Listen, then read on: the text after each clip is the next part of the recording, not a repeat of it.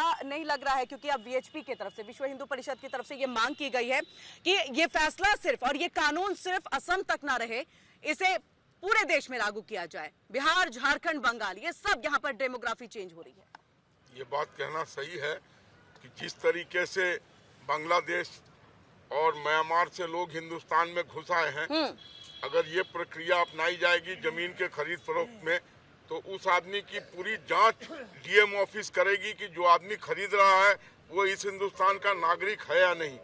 तो बहुत से लोग जो यहाँ पर आकर पैसों के दम पर 10 की चीज को 30 में खरीद लेते हैं और बेचने वाला भी लालच में आके बेच देता है। तो यहाँ पर जिस तरीके से बाहर के लोगों को घुसपैठ हो रही है, जमीन खरीदने के बाद वो अपना आधार कार्ड बनवा लेता है, राशन कार्ड बनवा लेता है, इस पर रोक लगेगी। मैं विश्व हिंदू परिषद के इस मांग का समर्थन करता हूं कि किसी भी आदमी का जमीन अगर खरीद फरोख्त हो तो उसकी जांच डीएम ऑफिस से करने के बाद, परमिशन मिलने के बाद ही वो खरीद बिक्री होनी चाहिए।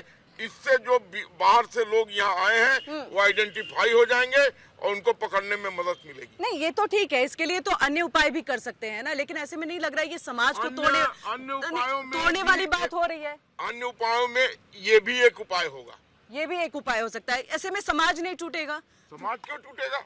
अगर आप हिंदुस्तान के नागरिक हैं तो आपको क्या दिक्कत है? आप डीएम ऑफिस को जांच करने दीजिए, वो क्लियरेंस दे देगा, खरीद लीजिए, क्या दिक्कत है? ये खास तौर से जो बाहर से आए हुए बांग्लादेशी जो घुसपैठ करते हैं उनके लिए। बिल्कुल, और घुसपैठियों की तादाद कितनी है ये आपसे छिपा हुआ नहीं है। बिल्कुल, अब नोएडा में ही देख लीजिए कितनी तादाद में ये जितने घर में काम करने वाली औरतें ये सब बांग्लादेशी हैं, 90%। असम में तो अब 40% के करीब जा रहे हैं। आप कैसे देख रहे हैं हिमंता सरकार का जो ये फैसला आया, ये कानून बनाने की बात हो रही है और वीएचपी ने भी इस पर जो है मुहर लगा दी, लेकिन कांग्रेस का कहना है असंवैधानिक है, बाकी विपक्षी दल भी इसे अलोकतांत्रिक बता रहे हैं। हाँ किरण जी, देखिए बात तो बिल्कुल सही है। भाई मैंने संविधान पूरा पढ़ा, अब पूरे संविधान के अंदर मैंने कहीं पे भी ये नहीं देखा कि हिंदू मुसलमान को जमीन नहीं बेच सकता, मुसलमान हिंदू को नहीं बेच सकता। पूरे संविधान की एक एक कॉपी मैंने बार बार इस तरीके से रीड करी कि हो सकता है किसी आर्टिकल या किसी अनुच्छेद में इसका उल्लेख किया हुआ हो, लेकिन ऐसा उल्लेख नहीं है। और रही बात अभी इन्होंने क्या कही, भाजपा के प्रवक्ता जी ने, इन्होंने कहा कि घुसपैठिया भारत के अंदर। भाई कितने घुसपैठिया 2014 से 2025 के बीच में, वो एक आंकड़ा तो होना चाहिए। लेकिन आपको एक बात पता है, भाई मैं तो जानता हूं कि एक घुसपैठिया मेरी नजर में आई है, एक घुसपैठिया मेरी नजर में आई है, वो आपको भी मैं थोड़ा सा अवगत करा दूं। भाई देखो, पाकिस्तान से एक महिला अपने 4 बच्चों को दुबई के रास्ते नेपाल के होते हुए भारत के अंदर आई। हाजी नाजिम जी, कब तक उनको बुलाएंगे? डेमोग्राफी चेंज नहीं मान रहे हैं क्या? वो वैध तरीके से आई? मैं तो सिर्फ डेमोग्राफी चेंज नहीं मान रहे हैं क्या? कब तक एक को बुलाएंगे यहाँ? नहीं, क्या वो घुसपैठिया नहीं है? मुझे तो सिर्फ इतना पता होना चाहिए कि वो घुसपैठिया थी, है या नहीं, ये सरकार जवाब देगी। और रही बात एक और, भाई हम इनसे बार बार पूछते हैं कि कितने घुसपैठिया आए, ये कहते हैं कि भारत के अंदर देखिए 5 करोड़ घुसपैठिया आए। लेकिन अल्लाह का शुक्र है, पीस पार्टी को अपने आर्मी पे पूरा भरोसा है। इतना भरोसा है कि पत्ता तक नहीं हिल सकता बॉर्डर पे से, तो घुसपैठिया कैसे आ सकते हैं? अभी आपने देखा होगा बांग्लादेश के अंदर किस तरीके से हमारे हिंदू भाइयों के साथ अप्रिय घटना घट रही थी। अप्रिय घटना घट रही, इतनी बात पूरी होने दीजिए। अप्रिय घटना घटने पे वहां के बांग्लादेशी बॉर्डर तक आए, लेकिन मेरी आर्मी ने उनको वापसी कर दिया। जब मेरी आर्मी ने उन बांग्लादेशी हिंदू पीड़ित भाइयों को वापसी कर दिया, तो भारत के अंदर घुसपैठिया कैसे आ सकता है? इसका जवाब सिर्फ और सिर्फ ये जो निरंतर उनके आने की प्रक्रिया है वो आज से नहीं है ना, वो तो बहुत पहले से। हमारे साथ मुन्ना हबीब जी भी जुड़ चुके हैं, कांग्रेस पार्टी के प्रवक्ता है। बहुत बहुत स्वागत है आपका। तालियों की गड़गड़ाहट के साथ शुरुआत हो जाए। शुरुआत में आप कम थे इसलिए हम नहीं आए आपके पास जी। हाजिम नाजिम भाई अभी कह रहे थे कि इंडिया में घुसपैठिया या आ ही नहीं सकता है, आया ही नहीं है कोई। हमको बहुत भरोसा है अपने आर्मी पे। अभी एसआईआर चालू हुआ बंगाल में। आप बताइए किरण जी, आप कैसी रिपोर्टर जब गई बॉर्डर पर तो बाल बच्चा समेत जो बांग्लादेशी सब भाग रहा था, उसको जब लोग पूछता था आप क्यों जा रहे हो बांग्लादेश, तो इंडिया में एसआईआर चालू हो गया, हमारे पास कोई कागजात नहीं है। वो कौन सब था, वो कहाँ से आया? वो कहाँ से आए, वो कहाँ से आए, जल्दी बताइए, फिर मैं आऊंगी मुन्ना हबीब हाँ जी आपके देखिए पास। जिस तरीके से अब इन्होंने भी देखिए ये व्हाट्सएप यूनिवर्सिटी वाले ज्ञान वाले वीडियो यूट्यूब पर देख लिया, पब्लिक को देख लिया और इन्होंने ये कह दिया कि वो है। मैंने ये कहा कि भाई मैं ये कहता हूँ कि एसआईआर का समर्थन पीस पार्टी खुलकर करती है और कहती है कि पूरे भारत के अंदर एसआईआर होना चाहिए। आपके अकेले करने से नहीं होगा ना, कांग्रेस तो विरोध कर रही है, टीएमसी विरोध कर रहे हैं। हाँ सुन लीजिए भाई, देखिए अभी आपने कहा कांग्रेस विरोध कर रही है, देखिए मेरे यहाँ काबिल मेरे मुन्ना भाई कांग्रेस के प्रवक्ता, वो जवाब देंगे, लेकिन पीस पार्टी खुलकर समर्थन करती है एसआईआर का। और बिहार के अंदर इन्होंने कहा कि घुसपैठिए आए थे, भाई एसआईआर हुई, कितने घुसपैठिए थे उसका पता चला नहीं चला, लेकिन मैं ये कहना चाहता हूं आपके चैनल पे ये घुसपैठिया बहुत ज्यादा चालाक है। इतने चतुर चालाक घुसपैठिए मैंने आज तक नहीं देखे। जहां पर भी चुनाव होता पहले अपनी उपस्थिति दर्ज करा देते, इतने चतुर चालाक ये घुसपैठिया है। और इतने चतुर चालाक घुसपैठिया आज तक भारत के अंदर आपने देखे नहीं होंगे कि अपने जाके बता देते कि हम उस राज्य में पहुंच रहे हैं, वहां पर चुनाव है, इससे बड़ी बात क्या होगी भाई। घुसपैठिए कहां से आ रहे, मैं तो इनसे बार बार यही सवाल। ठीक है संदीप जी। हाँ हाजी नाजिम साहब कह रहे थे व्हाट्सएप यूनिवर्सिटी वाला, मैं अथॉरिटेटिव टेक्स्ट पे आ जाता हूँ। पीआईबी का डेटा है, प्रेस इंफॉर्मेशन ब्यूरो पे, सुनिए, प्रेस इंफॉर्मेशन ब्यूरो की भारत सरकार की साइट पे लिखा हुआ है, ऑन रिकॉर्ड है कि 145 किलोमीटर सीमा जो है, जो पश्चिम बंगाल की बांग्लादेश से लगी हुई है, उसको अधिग्रहण करके ममता सरकार ने नहीं दिया है। और सवाल आप केंद्र सरकार से पूछ रहे हैं घुसपैठिए कैसे आ जा रहे हैं। अरे भाई आप जब सीमा ही नहीं दे रहे हैं हमको सुरक्षित करने के लिए, फेंसिंग करने के लिए ही नहीं दे रहे हैं, तो सवाल आपका उठाना जो है बेईमानी है यहाँ पर। और दूसरी बात जो बार बार आप यहाँ पे उठा रहे हैं कि इस तरह से जो एसआईआर का मामला घुमाने की कोशिश कर रहे हैं, हम इसका समर्थन कर रहे हैं। अरे भाई हर जगह आप एसआईआर की प्रक्रिया पर सवाल उठाए हैं, हर जगह आप कह रहे हैं कि इलेक्शन कमीशन ज्ञानेश कुमार का केंद्र सरकार का एजेंट है। इस तरह की बातें जब आप कर रहे हैं तो निश्चित ही आप उस रेफरी पर क्वेश्चन उठा रहे हैं। बिल्कुल, और ये फैक्ट है, इसको संसद में गृह मंत्री अमित शाह ने भी इस बात का जिक्र किया था कि फेंसिंग के लिए इतना बड़ा एरिया जो है वो नहीं दिया जा रहा है।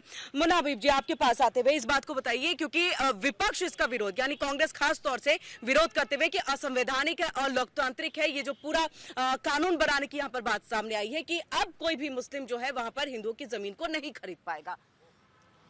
नहीं, सवाल ये है कि आज ये हिंदू और मुसलमान इसकी नौबत आई क्यों?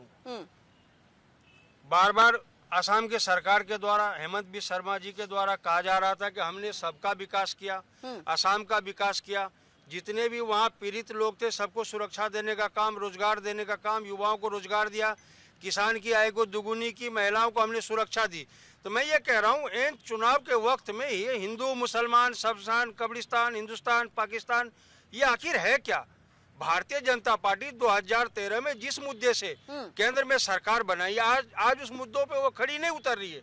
आप देखिए 2014 का चुनाव हो, बरगलाने के लिए ये सब है। बिल्कुल बरगलाने की ही बात हो रही है। मैं ये कह रहा हूँ कि अगर हमने काम किया तो मैं सीना ठोक के कह सकता हूँ कि मैंने विकास किया है तो आप वोट दीजिए।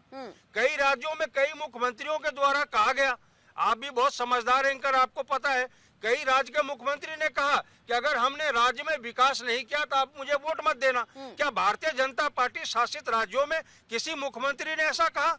नहीं कहा। तो उनको तो लगता है कि उन्होंने विकास किया, इसलिए वो नहीं कहते हैं। मैं तो उनको कह रहा हूं। और आपने एक जो सवाल पूछा कि ये मुद्दा अब क्यों आ रहा है, तो मैं बता दूं 2025 अगस्त में नुपुर बोरा है, उनका एक मामला सामने आया था। वो अधिकारी थी और उन्होंने बारपेटा में जितने भी हिंदुओं की जमीन थी वो मियां मुसलमानों को, और मियां उनको कहते हैं जो बांग्लादेश से आए हुए, जो वहां के रहने वाले लोकल मुसलमान है उनके लिए नहीं, जो बांग्लादेश से आए हुए मुसलमान है उनको बेच दिया था। जैसे इस बात का खुलासा हुआ उसी के बाद जो है ये कानून लाने की बात हो गई थी। नहीं, बिल्कुल, मैं तो कहता हूँ कि बांग्लादेशी लोग हमारे देश में आए कैसे? 50 किलोमीटर बॉर्डर का दायरा अगर केंद्र सरकार के अधीन है तो भारतीय जनता पार्टी बताए। तो बताया ना संदीप जी ने, मैं कह रहा हूँ कि अमित शाह जी कह रहे कि 150 किलोमीटर का एरिया हमें नहीं दिया जा रहा तारबंदी के लिए। वो कब कह रहे हैं? जब चुनाव है। लेकिन ममता बनर्जी क्या कह रही है? हमने पहले ही कहा, आप सुन तो लीजिए। अच्छा चलिए आप कह लीजिए। अच्छा ठीक है, कह लीजिए फिर हम। आप निष्पक्ष रहिए, मैं अपनी बिल्कुल बात निष्पक्ष हूं, पूरी मैं कर तो फैक्ट भी बता दूं आपको। हमने अमित शाह की बात की, स्वाभाविक है ममता बनर्जी का भी बात करूंगा मैं। ममता बनर्जी ने कहा कि 150 किलोमीटर का जो दायरा गृह मंत्री कह रहे नीति ये अमित शाह जी कि हमें नहीं दिया जमीन, ये गलत कह रहे। हमने पहले ही कहा था कि आपको जो जमीन है वो एक्वायर कीजिए, जिस जमीन पे आपको तार बिछानी है आप तार बिछाइए। हमें बांग्लादेशी घुसपैठ को हिंदुस्तान में लाने का कोई शौक नहीं है। ये पता है ये आप उसका अच्छा, अब मैं बोलूं, आप बार बार जो कह रहे हैं कि आप निष्पक्ष रहिए, मैं निष्पक्ष ही हूं और मैं फैक्ट को, क्योंकि आप विधानसभा की तस्वीरें देखते होंगे, बंगाल की विधानसभा की तस्वीर थी जब मुख्यमंत्री ममता बनर्जी रोई थी। वो रोई थी क्योंकि उस वक्त वो विपक्ष में थी। उन्होंने कहा कि इन्हीं घुसपैठियों की वजह से वाम मोर्चा दल ने अपनी सरकार बना ली है। तो ये मसला आज का नहीं है, ये मसला तब का है जब वो विपक्ष में थी, और आज उन्हीं घुसपैठियों को भुना रही है, अपने वोट के लिए उसको इस्तेमाल कर रही है और इसीलिए रो रही है वो बार बार। नहीं, मैं बार बार कह रहा हूँ कि भारतीय जनता पार्टी, जैसे अगर झारखंड का चुनाव है तो वहाँ पे भारतीय जनता पार्टी के नेता जाते कहते मित्रों घुसपैठिया घुसपैठिया घुसपैठिया, चुनाव समाप्त घुसपैठिया खत्म, कहाँ चले जाते? अच्छा। सवाल पूछिए, कितने घुसपैठिया निकालने का काम किया कांग्रेस के शासन काल में? 93,500 घुसपैठियों को निकालने का काम कांग्रेस सरकार ने किया। मैं कह रहा हूँ सरकार ने किया, लेकिन हमने कभी भी ढोल नगाड़े पे इसका प्रचार प्रसार नहीं किया। इनसे पूछिए 3,300 में इन्होंने दम तोड़ दिया कि और बाकी घुसपैठिए गए कहाँ? ठीक है, 93,000 का दिया। आप कुछ दिखाना चाह रहे थे? हाँ, पीआईबी का ऑफिशियल डेटा है जो वेबसाइट पे अवेलेबल है। ये 20 अगस्त 2025 का है। 20 अगस्त में तो चुनाव नहीं हो रहे थे, उस समय का ये डेटा है कि 148 किलोमीटर की सीमा जो है जमीन अधिग्रहण करके राज्य सरकार केंद्र को नहीं दे रही है फेंसिंग के लिए। तो भैया 20 अगस्त को तो चुनाव नहीं था, आज 4 महीने हो गए, दिसंबर के बाद हम जनवरी में आ गए हैं। तो चुनाव का रोना मत रोइए कि चुनाव के समय ये क्यों हो रहा है, ये हर समय चल रहा है कार्यक्रम। मुनाबी जी, हमने घुसपैठियों की बात की, मैं ये उसकी भी बात की कि चुनाव के दौरान चीजें होती हैं। मैं ये कह रहा हूँ इसका जवाब टीएमसी का प्रवक्ता होता तो बेहतर देता। तो सरकार हमारी आप तो गठबंधन वाले स्थिति में है ना। मैं ये कह रहा हूँ कि गठबंधन केंद्र की बात और लोकसभा के लिए था, विधानसभा में कोई किसी का गठबंधन नहीं है। अगर वहाँ पे गलत हो रहा है तो अभी भी जो हमारे वहाँ प्रदेश अध्यक्ष है चौधरी साहब, वो अभी भी विरोध कर रहे हैं। देखिए गलत का विरोध कांग्रेस पार्टी हमेशा से करती आई है, करती रहेगी। दूसरी बात, इन्होंने कहा कि एसआईआर पे इतना बवाला क्यों हो रहा है, तो मैं इनको कहना चाहता हूँ इससे पहले एसआईआर 2003 में हुई थी, उस टाइम भी तो केंद्र में बीजेपी की सरकार थी, तो हंगामा क्यों नहीं हुआ? सवाल ये है कि आज चोर चोटों की झूठों की सरकार है और इसलिए एसआईआर के बहाने यहाँ पे लोगों को। चलिए जवाब दीजिए इसका। हेलो, देखिए आ रही हूँ आप लोगों के पास में, क्वेश्चन तैयार रखिएगा। कांग्रेस के प्रवक्ता मुन्ना भाई थोड़ा देर से आए थे, तो हम समझे कि हम लोगों के लिए और यहाँ के जनता के लिए मिठाई लेके आएंगे, क्योंकि आज फिर इसमें इनको एक बहुत बड़ी जीत हासिल हुई है। ये राहुल गांधी के नेतृत्व में सेंचुरी पूरा करना चाहते थे, तो आज महाराष्ट्र की जनता ने इनका 96वां स्कोर पूरा कर दिया है। आज ये 96 बार राहुल गांधी के नेतृत्व में चुनाव हार गए हैं। अच्छा। अब बहुत जल्दी यहाँ की जनता इनका सेंचुरी नहीं पूरा करवा एसआईआर पे वो कह रहे हैं, अब जवाब नहीं दे रहे हैं। अब एसआईआर की बात अच्छा, है, एक जीत हुई है, खुशी मना लेने दीजिए। ये भी जीत हुई है, खुशी मना कोई बात नहीं है। अब मिठाई बाद में ले लेंगे, आपसे सेंचुरी पर ले लेंगे, कोई बात नहीं, वो भी जनता मरवा देगी आपको बहुत जल्दी। दूसरी बात ये कह रहे हैं कि हम बांग्लादेशियों को। रुकिए 1 मिनट। हाँ जी, अरे जीत पे इतना इतराते क्यों हो, हारे हमें घबराते क्यों हो? अरे हमने चुनाव हारा, हिम्मत नहीं हारा है, और नाक में दम करने का काम कांग्रेस पार्टी हमेशा करती आई है और भारतीय जनता पार्टी को करती रहेगी। बिल्कुल, तो नाक में दम करते रहेंगे, बिल्कुल तालियों की गड़गड़ाहट रहेगी। जरूर नाक में दम करते रहिए। हम पहुंचे हैं 141 पर, आप 3-4 पर हैं, तो नाक में दम करते रहिए, कोई बात नहीं है। हमको ऐसा नाक में दम पसंद है जब चुटपुट आदमी दौड़ता रहे और हम अपना राह चलते रहें। एक कहावत है, हाथी चले बाजार और सब जानवर भूखे हजार, उससे कोई फर्क नहीं पड़ता। हम राष्ट्र को आगे ले जाने की जो कसम खाए हुए हैं उस पर हम अडिग हैं। राष्ट्र आगे जा रहा है। आपसे 11वीं पायदान पर लिया था, आज 4थी पर पहुंचा के रख दिया है, और बहुत जल्दी जनता के बीच में जाऊं, एक बार जनता के बीच में एक बार जाऊं। जो राष्ट्र आगे जाने की बात की है, क्या ये जो है जमीन कि अब मुस्लिम नहीं खरीद पाएंगे, इससे राष्ट्र आगे जाएगा? इस पे मेरे को जानकारी नहीं है, मैं अभी आया हूँ तो अभी मेरे को मुद्दा पता चीजें समझने में आपको समय लग रहा है। अभी जो आसाम की तरफ से, आइए सामने आइए, इससे क्या राष्ट्र आगे जाएगा जो जमीन को लेकर के अभी नया कानून बिल्कुल बनेगा बिल्कुल, राजस्थान इससे में? हमारे इसलिए खिलाफ कर रहे हैं बीजेपी वाले, बिल्कुल सही बात है। क्योंकि वक्फ बोर्ड जो है हमारी जमीनों पे फैलता हुआ जा रहा है। हाजी नाजिम जी आपके ठीक लिए है, हाँ। इस पे रोक लगना बहुत सख्त जरूरी है। दूसरी बात जो बता रहे हैं घुसपैठिए आ रहे हैं, सरकार किसी की भी हो, घुसपैठिए आते हैं हमारे सरकार के अंडर में। इंडियन आर्मी किस लिए लगी हुई है?